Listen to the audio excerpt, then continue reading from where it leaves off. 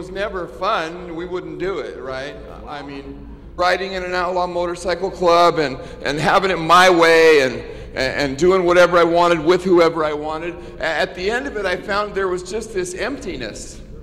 And I kept on having to do more to get that same sense of satisfaction that I had once gotten from the world with just a little bit of sin. And I kept having to do more and more dramatic things to try to satisfy this ever-growing hole, this ever-widening hole in my heart. And because, there you are, Stephen Flores, I see you. So we were just talking about you, weren't we, guys? Yeah, we're like, what's up with Stephen guy? Is he breaking up with me? What's happening here? I don't know. So, glad you're here. Where was I? Oh, so finally coming face to face with the fact that I was having to go deeper and deeper into, at the time I didn't even recognize the things I had done as being immoral, or because, I mean, I grew up in, well, look at this world, man, the climate of morality is kind of not even existent, right? And in the 60s and the early 70s when I grew up, and I grew up in a household that was fueled by pot smoke and LSD, not my mom, not the one that you see sitting here normally, but my dad. You know, I grew up in this whole hippie environment, and it was like a free love and, you know, do what thou wilt, and that kind of thing. And but I kept having to go deeper and do more. I built up a tolerance to life. And as I said last week, you know, I was trained by the world, as many of us were, trained by the world, taught by the world. Bad teacher, the world. Bad teacher.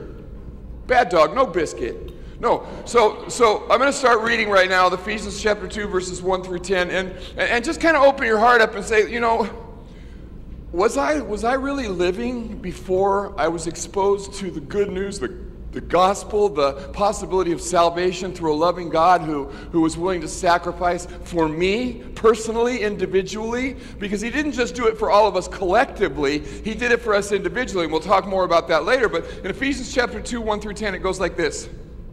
And you who he made alive, who were dead in trespasses and sins, in which you once walked according to the course of this world, according to the prince of the power of the air, the spirit who now works in the sons of disobedience, among whom also we all once conducted ourselves in the lusts of our flesh, fulfilling the desires of the flesh and of the mind, and were by nature children of wrath, just as the others.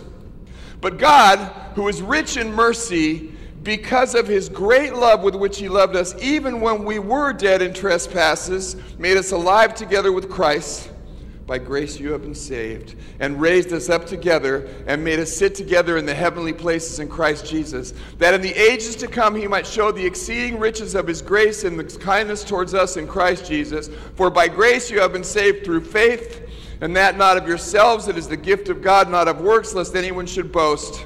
For we are his workmanship, created in Christ Jesus for good works, which God prepared beforehand that we should walk in them. That's a really vivid contrast, right? The old man and the new man clearly on display side by side so that we can get a picture of the contrast. Dead in trespasses and sins at the start, and raised up together in Christ and sitting together in the heavenly places in Christ after his reconciliation to us. Our willingness to be reconciled to Christ by the wake-up call, however that may have looked for you, the wake-up call that says, man, my life is not all it could be. See, and I say this quite frequently, reverting back to Genesis 1:26, where it says, let us go down, and God said this, he said, let us go down and create man in our own image. On that statement hangs so much. Because if God created us in his image, if you're not doing what you were